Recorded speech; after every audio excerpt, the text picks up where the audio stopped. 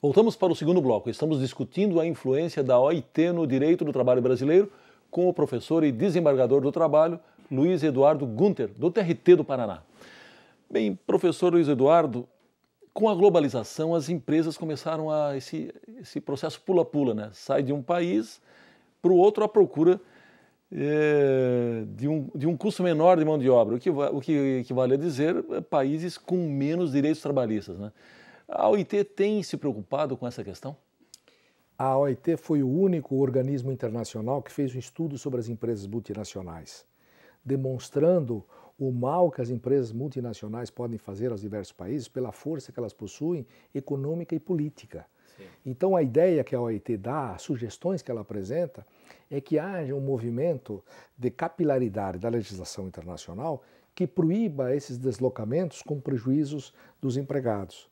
O grande problema é que hoje as empresas grandes, internacionais, multinacionais, ameaçam com a saída do que eles chamam de planta. Então, lá em Curitiba, por exemplo, nós tivemos uma greve de uma companhia de automóveis, uma montadora. Ela diz, não, se continuar a greve, eu tiro a minha planta daqui e levo para outro país.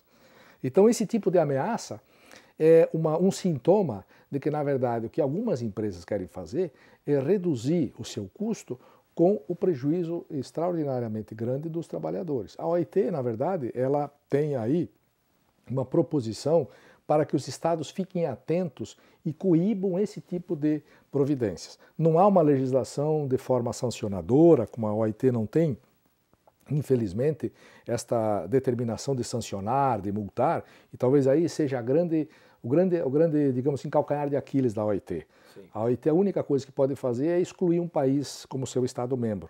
Ela não tem uma imposição de multa, ela tira o país do seu quadro de Estados-membros, ou então ela apresenta, digamos assim, uma crítica ao comportamento do país.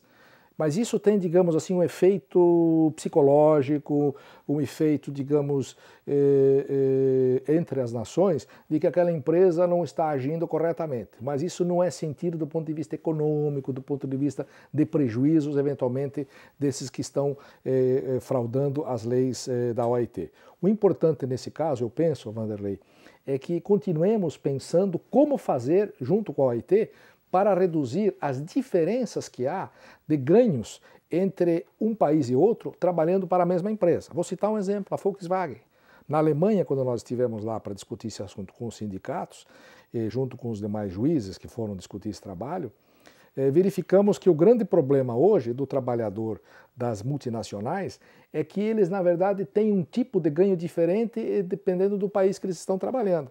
E isso faz com que as empresas tenham interesse em ficar mudando frequentemente do seu chão de fábrica. Né? Então, um trabalhador na Volkswagen ganha alguma coisa. O mesmo trabalhador aqui no Brasil ganha menos. Se ele for para a Zâmbia, vai ganhar um pouco menos, e assim vai. Então, como fazer em relação a isso?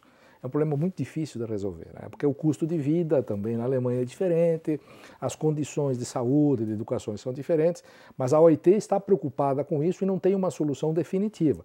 Mas ela já tem estudos sobre os males que as multinacionais fazem com essa mudança de fábricas e decréscimo de salários assim que as fábricas forem mudando de local. É porque se esse tipo de assunto não tiver um alto patrocínio, me parece que a nível local fica complicado, porque o que se tem observado, inclusive, é uma reação bem típica, ou seja, as forças políticas do município, do estado, se juntando, inclusive, para sair em defesa da permanência da empresa naquele local. Então não vão ser esses atores, certamente, que vão, de certa maneira, resolver esse problema dessas ameaças que, de vez em quando, aí frequentam aí a agenda de trabalhadores, de sindicalistas, que estão tentando, naturalmente, criar uma condição melhor de trabalho para os empregados. É por isso que se diz, Vanderlei, que talvez um dos caminhos possíveis para o sindicalismo é ele retornar àquela situação anterior do sindicalismo internacional.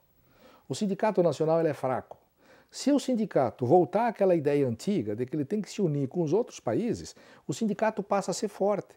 Então imagine no Mercosul nós termos um sindicalismo reunindo todos os países da região sul, né? O Paraguai, Uruguai, Argentina e Brasil, e fazermos uma negociação coletiva que seja uma negociação coletiva adequada, conjunta. Então não vai adiantar uma multinacional ir para o Paraguai, para o Uruguai, para a Argentina, porque a situação de força de trabalho será a mesma. Agora, para isso, depende da educação dos trabalhadores, da força que eles possam ter, da qualificação dos trabalhadores, em suma, trabalho decente. Tá certo. Bom, uma das convenções consideradas importantes pela OIT, reivindicada por setores do movimento sindical, mas rechaçada por outros, é a Convenção 87, que trata da liberdade e autonomia sindicais. Na sua opinião, por que esse assunto ainda não entrou na pauta política do país? O senhor concorda com o seu conteúdo? Essa convenção ela está no Congresso Nacional desde 1949. 1949, desde essa época ela está lá em discussão no Congresso Nacional. É o documento mais antigo que ainda não foi votado no Congresso Nacional. E por que ele tem essas dificuldades? Porque ele trata de um assunto que é polêmico. É a criação da pluralidade sindical, ou seja, desapareceria aquela possibilidade de ter um sindicato para cada categoria. Ou seja, nós no Brasil não teríamos mais, se aprovada a Convenção 87, o conceito de categoria, né? Os trabalhadores poderiam ter um sindicato por uma fábrica, por uma empresa, enfim, por um banco. E essa ideia, segundo os trabalhadores, segundo os sindicatos, enfraqueceria o sindicalismo. Mas temos que pensar que se de um lado poderia enfraquecer o sindicalismo, por outro lado, com o tempo, isso geraria uma unidade sindical, mas aí escolhida pelos trabalhadores e não forçada pela lei. O problema da unicidade é que ela é uma determinação legal para que aqueles trabalhadores de uma determinada categoria só possam ter aquele sindicato. O bom é que isso fosse dito, fosse resolvido pelos trabalhadores. Então, se eles quiserem, por exemplo, no estado de Santa Catarina ter um sindicato só, pode, desde que é aprovada a Convenção 87. Há um problema técnico, que a Convenção 87 ela conflita com o artigo 8º da Constituição, que diz que é garantida a unicidade sindical, é garantida a cobrança da contribuição sindical, e isso, teoricamente, está em desacordo e descompasso com a Convenção 87. Então, haveria necessidade de uma adaptação da Convenção, e que penso que é possível porque não se trata de cláusula pétrea. Aí a garantia é do sindicato e não é uma garantia do trabalhador. E eu penso que, se num primeiro momento isso ficará caótico, trará uma série de dificuldades, quem que vai negociar com a empresa, se tem 10 sindicatos, isso com o tempo fortalecerá os trabalhadores. Essa é uma visão que a gente tem pela experiência da Europa, a experiência dos Estados Unidos. Os Estados Unidos só tem uma central sindical de trabalhadores. Lá na Alemanha tem meia dúzia de sindicatos.